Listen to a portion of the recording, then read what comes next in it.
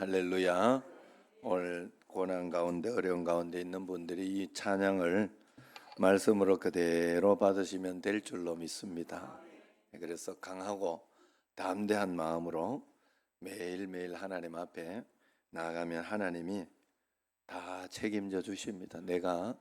나는 하나님의 자녀이기 때문에 내가 안 맡겨서 늘 못 맡겨서 하나님이 책임을 못 지시는 거예요. 그래서 오늘도 그런 마음으로 나아갑니다. 우리 한국 교회는 그동안 예배를 통해서 영적인 풍요를 많이 누려왔습니다. 주일 예배, 수요 기도회, 금요 기도회, 새벽 기도회 등 예배와 여러 집회를 통해서 우리는 정해진 시간, 정해진 장소에서 한 회중으로 모여 한 하나님을 찾고 말씀을 들었지요. 그리고 하나님께서는 우리의 예배와 집회 중에 임재하셔서 풍성한 은혜를 그동안 많이 내려주셨습니다. 그러던 중에 2019년 11월 중국 우한에서 처음 보고된 그 코로나19라는 신종 바이러스가 퍼지면서 이제까지 경험해 보지 못한 새로운 인사를 맞이하게 되었어요. 코로나19 팬데믹 상황과 창궐하는 전염병 앞에서 정부는 거리두기와 예배 인원 제한 및 집합 금지라는 행정명령을 내렸고, 이로 인해서 교회는 한 장소에 모여 한 공동체로 예배할 수 없었고, 소규모 모임으로 모여 성경 공부하고 교제하는 길도 막혀버렸습니다. 지구촌 어디나 할 것 없이 이로 인해서 예배를 위해 교회로 향하던 그런 발길이 끊어졌고, 주 안에서 함께 나누던 성도의 교제와 영성은 약화되고, 경제가 혼란에 빠지듯이 교회 재정 또한 어려움을 겪게 되었습니다. 따라서 포스트 코로나 시대를 맞이하면서 한국 교회는 가장 우선적으로 예배를 회복해야 되겠다 하는, 옷 벗어라. 옷 벗어. 괜찮다. 벗어. 자, 그래서 예배를 회복해야 됩니다. 여러분, 예배를 잘해. 그래서 처음에 이렇게 예배자로 그것을 좀 일깨우기 위해서 우리 모두 예배하는 자 되어 이 찬양을 여러분 부르고 있는 거예요.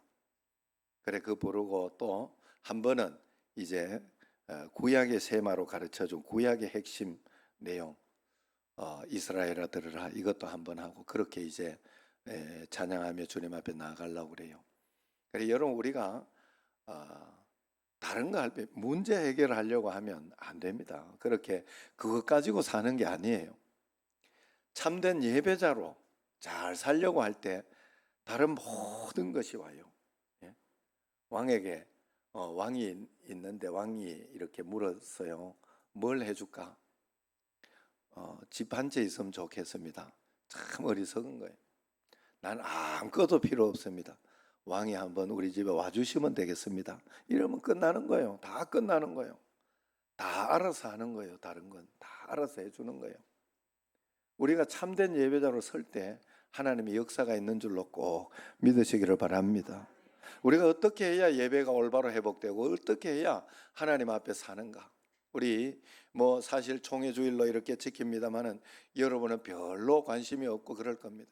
그러나 이것이 우리에게 굉장히 중요해요. 왜냐하면 총회가 있기 때문에 올바른 교회가 세워지는 것이고, 또 그것을 통하여 올바른 목회자들이 세워지는 거예요. 안 그러면 얼마나 사람이 이렇게 얼마나 함부로 마구 이렇게 되어지겠냐 하는 것이죠. 그렇기 때문에 우리가 총회가 그래서 중요한 것처럼 교회도 마찬가지입니다. 이 보이는 교회, 여기 와서 예배 드리는 이것이 굉장히 중요하다는 걸 여러분들이 아셔야 돼요. 별거 아니라고 생각하고 그러면 집에서 예배 드리면 되지, 아니면 집에서 기도하면 되지, 그러면서 그렇게 하는 사람 치고 기도하는 사람 내가 본 적이 없어요. 본 적이 없어요. 하나님 앞에 구체적으로 주님 앞에 나와서 예배 드리는 걸 귀하게 여기는 사람이 하나님 앞에 온전하게 유지할 수 있어요. 세상에 행복이 뭡니까? 여러분, 우리가 행복하려고 하면 어떻게 살아야 하나? 우리의 삶의 목표가 행복 아니겠어요? 행복. 어떻게 하는 것이 행복하게 사는 것일까? 돈 100억이 있으면 되나요? 건강하면 되나요? 질병이 없으면 되나요? 서울대 나오신 분이 그렇게 이야기하는 걸 보고 제가 참 가슴에 와닿았어요. 서울대학교 나와도 힘든 세상, 힘든 이 세상 어떻게 살아갈까 하면서 세상을 바꾸는 시간 세바시 거기에서 나와서 강의를 하더라고요. 그러면서 자기가 서울대학교도 수석으로 나왔나 그렇대요. 그러면서 이렇게 인생을 살아가는데 그렇게 힘들더라는 거예요. 자기 마음대로 안 되더라는 거예요. 회사를 들어갔는데 회사가고만 망해버리는 거예요. 또 자기 자식이 태어났는데 자식 태어난 게 마음대로 안 되더라는 거예요. 그게 서울대학교 나왔는데도. 그러면 인생 다 끝나야 되는데. 여러분 착각하시면 안 돼요. 여러분 결혼만 하면 막 이렇게 어떤 결혼 못하는 자녀 있으면 결혼만 하면 막 행복할 거라고 생각하고 결혼만 하려고 그랬는데 그게 행복한가요? 결혼해가지고 잘 살아야 되지.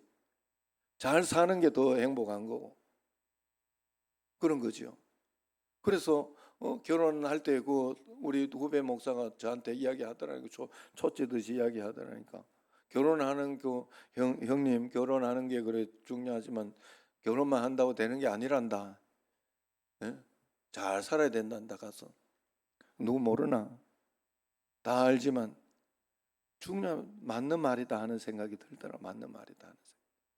애만 낳으면 다 된다고 생각을 하고 애 못 가지면 애만 가지려고 해. 가지면 됩니까?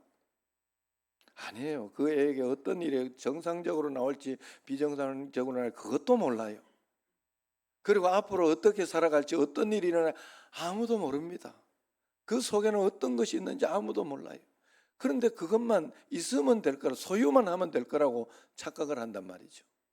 제가 여러분 늘 이야기하지만 왕만 되면 행복할 것이라고 왕은 행복했을 것이라고 생각을 하지만 그렇습니까? 왕이 제일 단명한 거 알죠? 왕들이 제일 단명한 거 아시죠? 왜냐하면 정적들 그리고 늘 죽음의 어떤 그런 공포 다른 사람 믿지 못하는 어떤 그런 것 때문에 자기 형제라도 죽여야 되고 자기 부모도 죽여야 되고 이런 일들이 그게 어디 사는 거예요?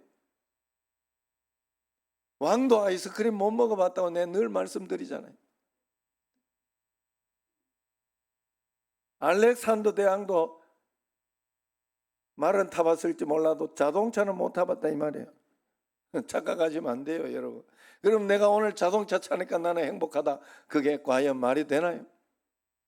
그런 것으로 행복은 오는 게 아니잖아요. 저희 아버지 이야기도 했지만 80세 됐을 때 김도현 목사님이 시골에서 목회 잘하는 목사님 이렇게 있으니 그분 한번 팔순 그걸로 이렇게 해서 교회에서 이렇게 그 왜냐면 명분이 있으니까 성지순례를 보내드려 1,000만 원 들여가 성지순례를 보내드리겠다. 그렇게 해가지고 보내드리려는데 아버지가 비행기를 탈 수 있어야지. 못 타요. 10분만 앉아 있어도 엄마 뒤로 휙 자빠져요.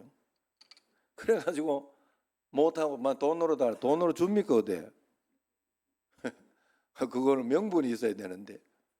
그래서 뭐 결국은 뭐 그거 버리고 못 하고 그렇다고 우리 아버지 불행하게 살다 돌아가셨나요? 그렇지 않습니다. 그렇지 않습니다. 늘 우리 아버지 하는 이야기가 시골에 살고 어디 살아도 나는 교통이 제일 좋은 곳에서 살고 있다. 내가 진짜 제일 행복하다. 늘 그러면서 고백을 했어요. 여러분 우리가 하나님 앞에서 행복과 불행은 어디서 오느냐? 내가 예수님을 내 마음속에 소유하고 그 주님과 함께 살고 있느냐? 믿음으로 살고 있느냐 살고 있지 않느냐가 행복과 불행의 모든 것이에요. 그래 여러분 예수님과 함께 지금 동행하는 그 예수님이 우리와 함께 있는 것이 행복이고 복인데 그건 행복과 복이 아니더라고 내가 알고 보니까. 그건 행복과 복이 아니에요. 행복이 우리에게 복이 되지 못해요. 복이 누가 진짜 복을 받았냐? 누가 진심으로 복 받은 사람이냐? 하나님이 지금 나와 함께 계셔서 나와 동행하시고 나를 이끌어주고 계신 것을 믿는 사람, 믿는 믿음이 있는 사람이 복 받은 사람이에요. 그 사람이 주님과 함께 늘 동행하며 사는 거예요. 복은 거기에 있는 거예요. 그래서 그 사람이 기도하는 것이고 그 사람이 문제를 이겨나가는 것이고 그 사람이 하나님과 함께 나아가는 거예요.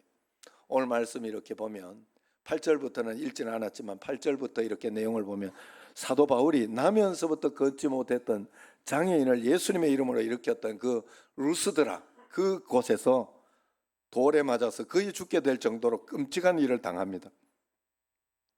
안디옥과 이고니온에서 온 유대인들이 사람들을 충동질해서 사도 바울에 돌을 던지게 했다는 거예요. 얼마나 돌로 쳤던지 사도 바울이 죽은 줄 알고 기절해 있으니까 죽은 줄 알고 그 바깥 성 밖에 내던졌다 이야기합니다. 사도행전을 사도 바울로서는 사도행전 중에서 처음으로 이런 고난을 당하기 시작한 거예요. 그 고통과 비통이 얼마나 컸겠습니까? 사도 바울은 이때 상황을 고린도후서 1장 8절 9절에서 이렇게 고백하고 있어요. 힘이 지나도록 심한 고생을 받아 살 소망까지 끊어지고 우리 마음에 사형 선고를 받은 줄 알았으니 그래. 한마디로 죽는 줄 알았다 이 말이에요. 그날 죽는 줄 알았다 이 말이에요. 그런데 그 이후 바울은 믿어지지 않는 행동을 해요. 그 다음날 온몸이 그렇게 만신창이가 된 채로 250리가 떨어진 더베로 가서 전도했다고 이야기하고 있습니다. 정말 사도 바울이 무엇이나 사로잡혔나 봐요. 그렇게 죽도록 돌에 맞아 죽게 되었는데 그것도 전도하다가 그랬는데 다시 전도할 마음이 생겼겠어요. 여러분 이건 제가 요번에 느껴서 알아요. 여러분 아내가 밥을 먹다가 이게 위쪽은 그렇다 그러네. 그 덤핑이라고 있다. 덤핑 알아요? 아이 몰라네 이게. 그 이렇게 덤핑이라고 이렇게 뭐가 잘못돼 가지고 덤핑 맞지? 네. 그래 가지고 훅 하면 굉장히 아프고 그것 때문에 이게 뭐 어떻게 그냥 넘어가는 그거래. 굉장히 고생을 하고 힘들어 하더라고. 그래가 그날 막 우리가 진짜 살얼음 판을 걸었어요. 그러고 나서 아내가 밥이 비기가 싫다.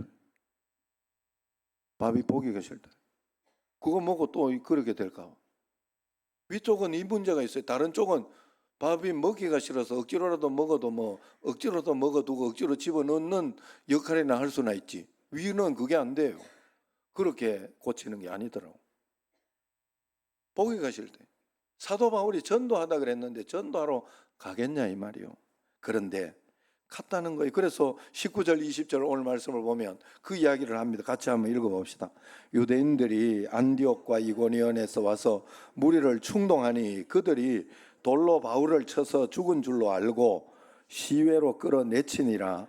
제자들이 둘러섰을 때에 바울이 일어나 그 성에 들어갔다가 이튿날 바나바와 함께 더베로 가서 그래. 더베 가서 전도하러 간 거예요. 하나님의 성령의 이끌리심을 받아서. 그리고 그뿐만 아니라 전도하고 나서 그 다음에 21절을 보면요. 다시 루스드라로 돌아옵니다. 자기가 죽을 뻔한 곳으로 다시 돌아옵니다. 21절 같이 시작. 복음을 그 성에서 전하여 많은 사람을 제자로 삼고 루스드라와 이고니온과 안디옥으로 돌아가서 그럽니다. 진짜 자기 힘으로 살았으면 이렇게 못합니다. 제가 봤을 때 자기 힘이면 이렇게 못해요. 뭔가 강력한 성령의 이끌림이 있었다는 겁니다. 자기 결단, 자기 그걸로는 안 된다는. 돌아온 이유를 성경학자들은 이렇게 해석합니다. 같이 한번 읽어봅시다.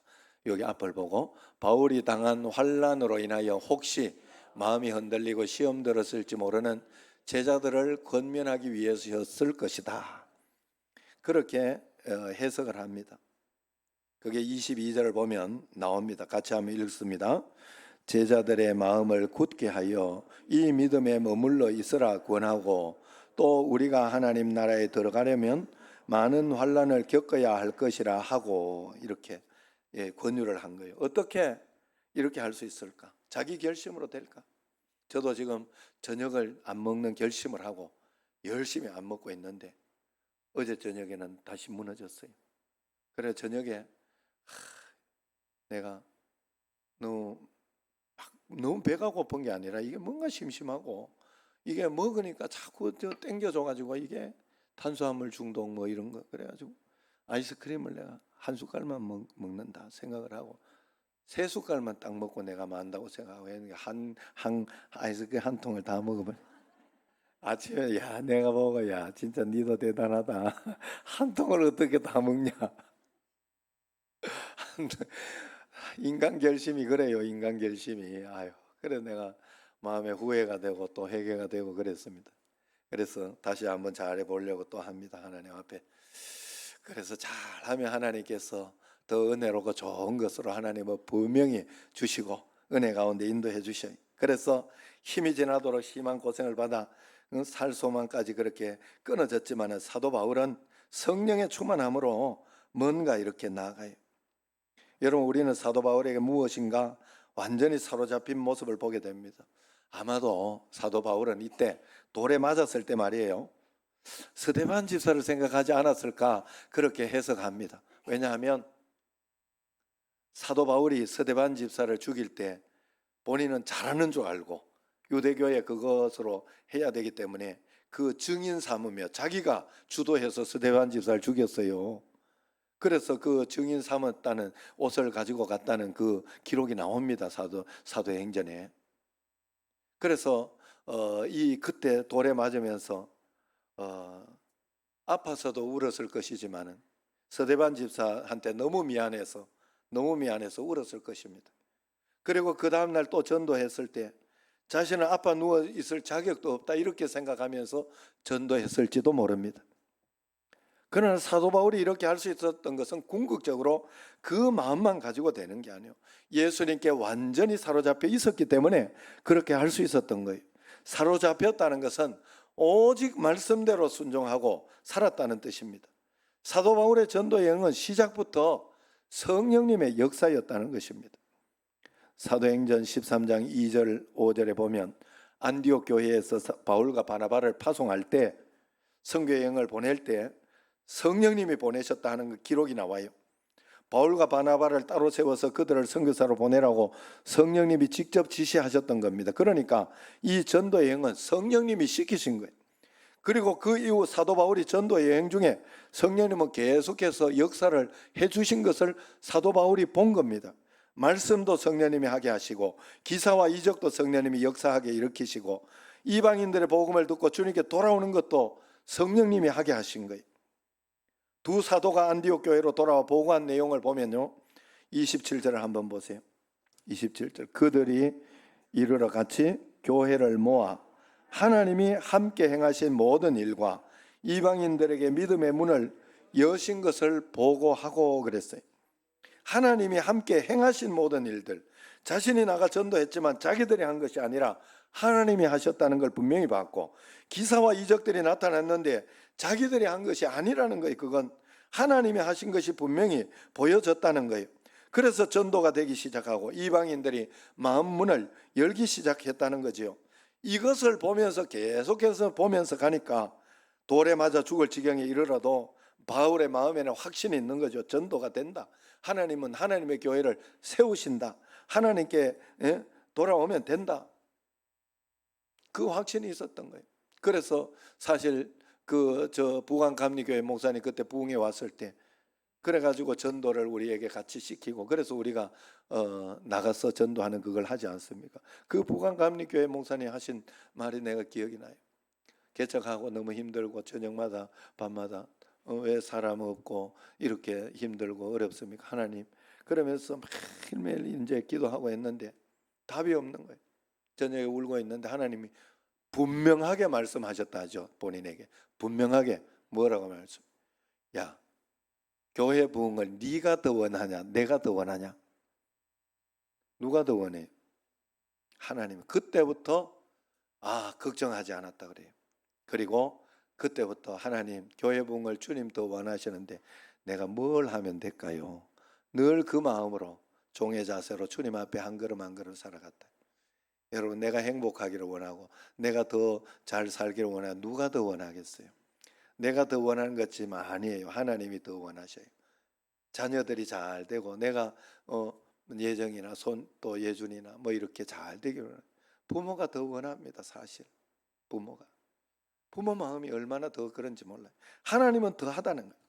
그래서 그 확신을 가지고 그렇게 했던 것입니다. 이 확신을 빌립보서에서 이렇게 고백합니다. 너희 속에 착한 일을 시작하시니가 그리스도 예수의 날까지 이루실 줄을 우리가 확신하노라. 이 땅에 있는 한 하나님은 이미 모든 일을 이미 시작하셨고 반드시 이루어 주신다는 걸 믿은 거예요. 여러분, 이것은 우리의 이야기입니다. 예수님을 믿은 우리 모두에게 하나님은 놀라운 일을 이미 시작하셨습니다. 그러므로 그 일을 시작하신 주님이 그 일을 능히 완성시키실 줄로 믿고 하나님이 허락하시고 인도하신 만큼만 살면 되는 거예요. 하나님이 나를 구원하셨으니 반드시 내 인생을 인도하시고 역사하실 거예요. 나를 아픔 가운데 인도하셨으면, 허락하셨으면 그것을 받아들이고 주님 앞에 기도하며 나가면 돼요.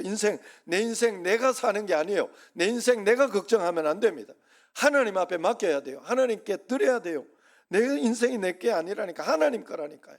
하나님이 허락하신 만큼만 내가 살겠습니다 하고 믿고 나가야 돼요. 그냥 기도만 하세요. 여러분, 예배자로 살려고 애를 쓰고 노력하고, 그래서 틈나면 그렇게 살면 돼. 그러면 하나님이 때가 되면 하나님이 높여주시고 하나님이 인도해 주시고 역사해 주신다는. 중요한 것은 내게도 사명이 있다.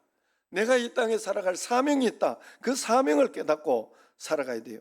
여러분, 사명의 길이 고생만 하고 너무 힘들 것 같고, 사도 바울이 이렇게 해가지고 너무 힘들었을 것 같다. 하지만 그렇지 않습니다. 겉으로 보기에는 다 고생만 하는 것 같지만 보이지 않는 성령님의 역사가 얼마나 놀라운지, 그래서 그것을 보면서 사명자는 사명의 길을 가는 거예요. 사도 바울은 계속해서 성령께서 역사하시는 그것을 경험했던 것입니다. 그렇다면 어떻게 우리가 사도 바울처럼 살 수 있을까요? 그 비밀이 오늘 본문에 나와요. 비밀은 사도 바울이 자신의 모든 것을 다 주님께 맡기고 그저 한 걸음 한 걸음 따라갔기 때문에 그렇습니다. 바울과 바나바는 루스드라, 이고니온 등에서 떠나 안디옥으로 돌아올 때 각 교회 장로들을 세웠어요. 그 교회를 맡으라고 세운 거예요. 맡긴 거예요. 정말로 쉽지 않은 일이에요. 왜냐하면 지금 우리 교회 장로님들 같이 이렇게 오래되고 이렇게 맡을 만하고 막 이래가지고 이렇게 세운 게 아니라는 거예요.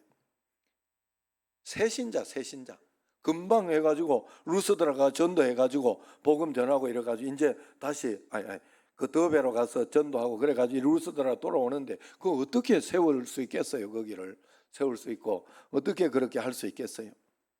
그런데 거기에서 세워서 이제 그 교회를 책임지게 시킵니다. 그 교회가 어떤 교회예요? 지금 핍박당하는 교회. 순교 1순위가 바로 장로. 그렇게 되는데 맡으려 하겠습니까? 성경도 없고 신학교도 없고 이웃 큰 교회도 없고 핍박만 있는 상황. 어떻게 교회를 여러분 같으면 맡기고 갈 수 있겠어요? 그냥 거기 있어도 안 될 판에, 있어서 가르쳐도 안 될 판에. 사도 바울이 이렇게 연약한 장로를 세워서 그에게 핍박당하는 교회를 맡길 수 있었던 것은 실제로 하나님께서 붙들어 주실 것을 믿었고 그들은 하나님의 인도대로 살 것을 믿었기 때문에 그랬어요. 23절 한번 볼까요? 23절 시작. 각 교회에서 장로들을 택하여 금식 기도하며 그들이 믿는 주님께 그들을 위탁하고.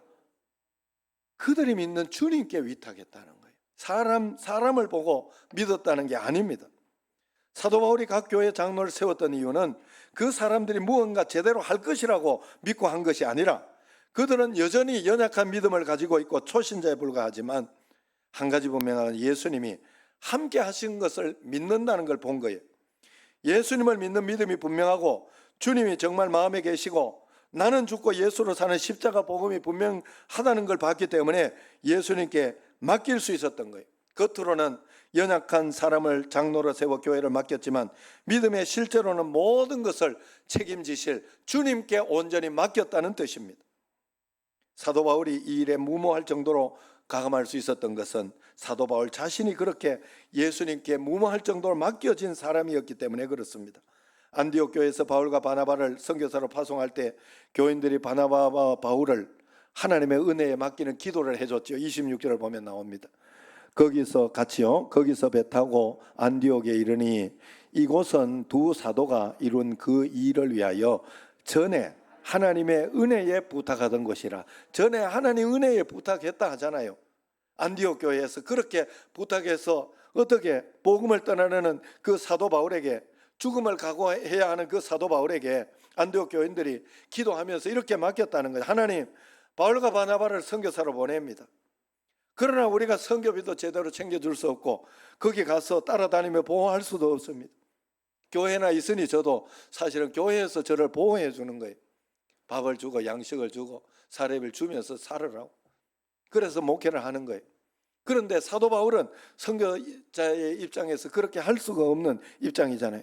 그러니 이 두 사람이 소아시아 지역을 돌아다닐 때 어떤 어려움을 겪을지 상상할 수도 없습니다. 하나님. 그렇지만 하나님이 함께 동행하여 주신 줄로 믿습니다.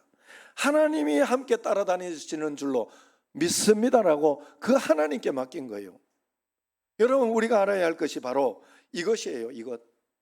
하나님이 우리에게 주신 복은 물질 많이 가지라는 복을 준 게 아니에요. 건강하라는 복을 준 게 아니에요. 예수님의 복을 주신 거예요. 예수님. 그것을 믿고 있으면 다른 것이 따라오게 돼 있어요. 그게 예수 믿는 비결이에요. 비법. 우리가 이것을 알아야 됩니다. 그래서 기도하고 그렇게 맡기고 파송했다는 거죠. 철저하게 하나님께 맡기는 파송이고 선교였습니다. 그리고 파송받은 사도 바울도 매 순간순간 그렇게 살았다는 것을 성경에 이야기하고 있어요. 그래서 설교를 해도 자기가 한 게 아니고, 능력을 행한 것도 자기가 한 게 아니고, 교회를 세워도 자기가 한 게 아니라고 그렇게 고백한 거예요. 다 주님이 하셨습니다. 고백한 겁니다. 그러니까 사도 바울이 사람을 세우면 늘 이렇게 가르친 거예요. 당신에게는 예수님 한 분이면 충분합니다. 예수님이 당신을 다 가르치실 것입니다. 무슨 말을 전할지 걱정하지 마세요. 예수님만 바라보시고 말씀대로 순종하며 따라가세요 하고, 그렇게 예수님이 함께 계신 것을 실제로 믿게 하고 실제로 의지하게 하고 실제로 따라가게 그렇게 만들었다는 거예요. 이 말씀이 골로새서 1장 28절 29절에 나오는데 앞을 보고 여러분 한번 말씀을 한번 읽겠습니다. 모든 사람이 예수를 만나 성숙한 그리스도인으로 서기를 내가 가르치나 나도 또한 내 안에서 역사하시는 주님의 말씀대로 살려고 애를 쓰고 노력하고 있습니다. 그렇게 간증하고 있어요. 여러분, 목회는 하나님이 하시는 거예요. 여러분 인생 하나하나 하나님이 여러분을 간섭하고 있다는 사실을 모르면 안 됩니다. 다른 거 아무것도 이야기할 거 없어요. 하나님이 지금 내 인생을 간섭하고 있는데 이런 일이 일어났다.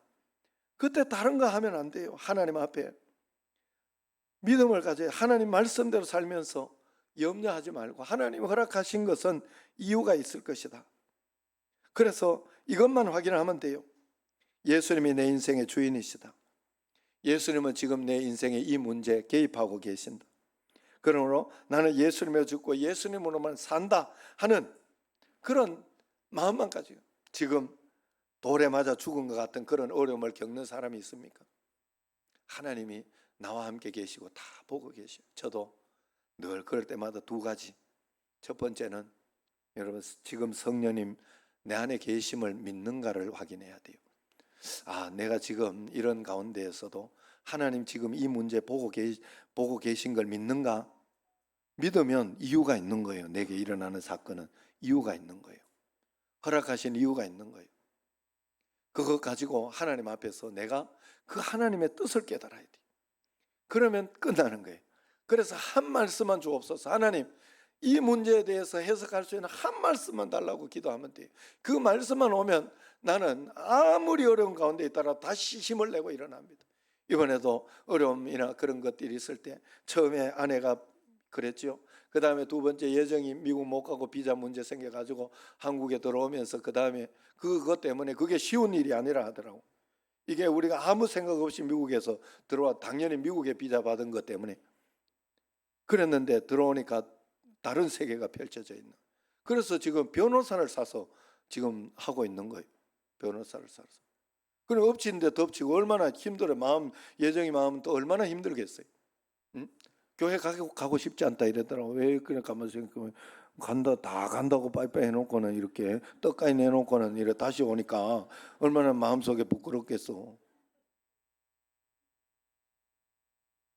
여러분, 그리고 또 마지막에 또 수술하러 가야 되는데 예준이 막 아이고 예준아 이러면서 아내가 그러다가 발가락이 매 새끼 발가락을 이렇게 쿵 부딪혀가지고 그게 금이 갔대요. 골절이 갔다.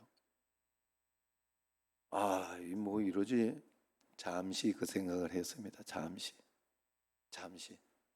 그런데 지금은 감사해요. 왜냐하면 그것 때문에 정말로 성도들이 아픈 것을 좀 알겠어요. 그래서 어떤 이야기를 듣거나 그럴 때 그냥 쉽게 생각되지 않더라고요. 예전엔 좀 쉽게 생각했어요.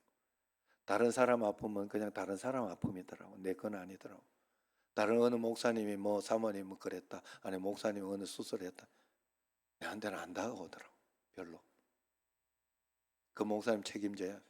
제가 이번에 한 가지 느낀 거는 자기 고난은 오롯이 자기가 감당하는 거예요. 절대 다른 사람 감당해 줄 거라고 생각하면 안 됩니다. 그래서 예수님과 함께 이겨내야 돼요. 굉장히 외로운 싸움이고 그렇게 하지만 우리가 외롭지 않은 건 예수님이 함께 계신단 말이에요. 예수님께 맡길 수 있고 예수님 동행하면 내가 힘을 얻으며 나가야 그것이 진짜가 되는 거예요, 여러분. 그래서 하나님 지금 이거 보고 계신가? 늘 저는 고백해요. 하나님 이 문제 보고 계십니다. 하나님 이 문제 다 알고 계십니다. 그런데도 내게 이런 일이 일어났습니다. 가장 좋은 거 주시려고 하나님 그러신 줄로 믿습니다라고 고백해요. 왜냐하면 하나님의 자신감, 하나님이 우리에게 고난을 줬을 때는 그 속에 가장 멋지고 좋은 것이 없으면 우리에게 고난을 줄 수 있는 분이 아니에요. 하나님은 그렇게 하나님은 하실 수 있는 분이 하나님 마음이 아파서 그렇게 하실 수 없어요. 우리는 찾아내야 돼요. 믿음으로 찾아내야 되고 기도하며 찾아내야 되고 하나님 붙들며 찾아내야 돼요. 그러면 찾아집니다. 저는 감히 고백하건대 아내와 지금 여러 가지 있어서 아내가 힘들고 그렇게 하지만 제가 언제 한번 이렇게 상머슴으로 집에서 살아볼 수 있겠어요? 내가 생각해보면 나는 설거지도 두 번밖에 안 한 사람이라고 이야기했어요, 안 했어요? 저는 그런 사람. 그런데 이때 한번 내가 그렇게 해주자 하고 내가 바짝 낮추고 있습니다. 물론 설거지 예정이 하고 이렇게 하고 하지만 저도 틈만 나면 보이면 설거지 합니다.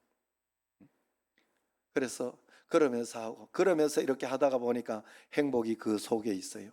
언제 우리 예정이 하고 예준이 하고 함께 같이 이렇게 있어 볼 수 있겠나? 미국 가면 어떻게 할 수 있겠나 하는 생각이 드니까 너무 더 귀하고 더 감사하고 고마운 시간이에요. 정말 너무너무 고마운 시간이에요. 그래서 하나님 앞에서 감사하며 살기로, 그래서 그것이 보이기 시작하면 이제는 그것이 보이기 시작하고 뭔가 이렇게 되어지기 좀 힘들고 그러면 또 그걸 위해서 기도하고 또 이렇게 좀 마음속 이렇게 뭔가 좀 나쁘게 올 때에는 기도하고 또 나아가고 한 걸음 한 걸음 나아가고 그러면서 많은 것을 알게 됐어요. 예정이가 미국에 가가지고 이제 내년에는 우리 저 엄마가 못 올 것 같다 막 이래가지고 지금 그래가지고 내년에 아기를 낳으면 어떻게 해야 될 것인가 이래가지고 이제 거기는 산후조리원도 없어요, 미국은. 그래가지고 한국은 진짜 천국인 줄 알아야 돼요. 산후조리원 국 보내놓으면 되잖아요. 그런데 거기는 없어요, 그게. 그래가지고 얘가 이제 산후조리원 할 사람 이걸 알아보고 했더니 5주에 7,000불, 5주에 그것도 왔다 갔다도 아니요. 그 집에 먹여주고 살려주고 다 해야 돼. 거기 집안에 자게 하는 그걸로 해가지고 5주에 7,000불, 한 8, 900만 원 되는 거죠. 8, 900만 원 5주에. 엄마가 미국에서 해준 게 얼마나 큰 가치가 있다는 것을 요번에 깨닫고 감사를 하고, 물론 그 전에도 감사했어요. 예, 감사했지만 그런 것들도 알게 되고 더 실감나게 되고. 여러분, 오늘 내가 참 사실 그랬어요. 왜 아팠던 사람들은 다 은혜를 고백하고 그럴까? 멀쩡할 때 더 했으면 얼마 좋을까? 그죠? 멀쩡할 때는 오늘 부른 이 찬양 은혜가 별로 안 다가온다니까. 이게 신기하게. 뭐 그렇다고 생각은 하지만 그래 맞네라고 생각은 하지만 사실 홍윤희 집사님이 너무 은혜가 돼요 이랬더라고. 막 그 이야기를 듣는데 너무 감동이 되더라고 내가. 그래가지고 막 앞에서 이야기하고 찬양도 한번 은혜 더 불러드리겠다고 내가 그렇게 하고 오늘 찬양을 부른 거예요. 여러분, 우리가 하나님 앞에 여러분 한 가지 하나님 이 일을 보고 있는가 꼭 확인하고, 두 번째 한 가지 또 확인해야 되는 게 내 인생에 내가 주인인가 나는 종인가, 그것을 꼭 확인해야 돼요. 하나님이 내 주인이에요. 나는 하나님의 종이에요. 그걸로 살아가면 하나님이 나를 친구 삼아 주시고 나를 자녀 삼아 주신 것으로 높여주는 걸 볼 수 있어요. 내가 하나님인처럼 그렇게 살아가고 내가 주인인 것처럼 살아가면 하나님이 책임질 수가 없어요. 왜냐하면 그건 믿음이 아니기 때문에, 맡긴 것이 아니기 때문에 내가 알아서 해야 돼요. 내가 알아서 해야 돼요. 맡겨야 돼요. 하나님 주인 되게 살아야 돼요. 여러분, 예수님이 여러분의 주인입니까? 여러분, 예수님 여러분 주인 맞습니까? 아멘 해야죠. 아멘, 아멘 해야죠. 예수님이 여러분 주인이에요. 여러분 인생 여러분 게 아니에요. 여러분 자녀 여러분 게 아니에요. 그냥 맡겨야 돼요. 하나님이 허락하신 만큼. 그리고 하나님이 바르게 인도하라는 길로만 가시면 돼요. 그냥 길로만 가시면 돼요. 오늘 여러분, 우리 안에 하나님이 우리 안에 계셔서 나보다 내 인생을 더 사랑하고 계시다는 것만 믿으시기를 바랍니다. 사도 바울처럼 그냥 다 맡기고 사세요. 다 맡기고 살면, 사도 바울이 그런 죽을 고생만 한 게 아니잖아요. 기적이 일어날 때 죽은 자가 벌떡 일어나고 귀신이 들린 것이 쫓아나고 이럴 때 얼마나 큰 희열과 감격. 그 정도 드렸기 때문에 오는 거예요. 그 정도 드렸기 때문에, 그 정도 하나님을 나는 사랑합니다 하고 전적으로 드렸기 때문에 오는 거예요. 여러분, 그래서 하나님 앞에 예배 중심으로 예배의 모든 것에 목숨을 걸어야 돼요. 그러면 하나님은 행복을 선물로 여러분에게 주시고, 건강을 선물로 주시고, 그리고 할 수 있는 사명의 길을 열어주시는 줄로 꼭 믿으시기를 바랍니다. 그 하나님을 만나 동행하여 여러분과 저가 되기를 주의 이름으로 축원합니다. 기도하겠습니다. 하나님 아버지, 감사합니다. 우리 마음속에 고난, 고통, 근심, 걱정 많습니다. 그러나 하나님은 예수님을, 독생자를 십자가에 못 박혀 독생자를 우리에게 주셔서 그것이 가장 큰 선물이다 이야기를 하셨습니다. 그 예수님을 붙들고 한 걸음 한 걸음 순종하며 따라가는, 내 인생 내 것이라 걱정하지 않고 하나님의 것이라 믿고 맡기고 따라갈 수 있는 저희들 되게 하옵소서. 예수님 이름으로 감사하며 기도드리옵나이다. 아멘.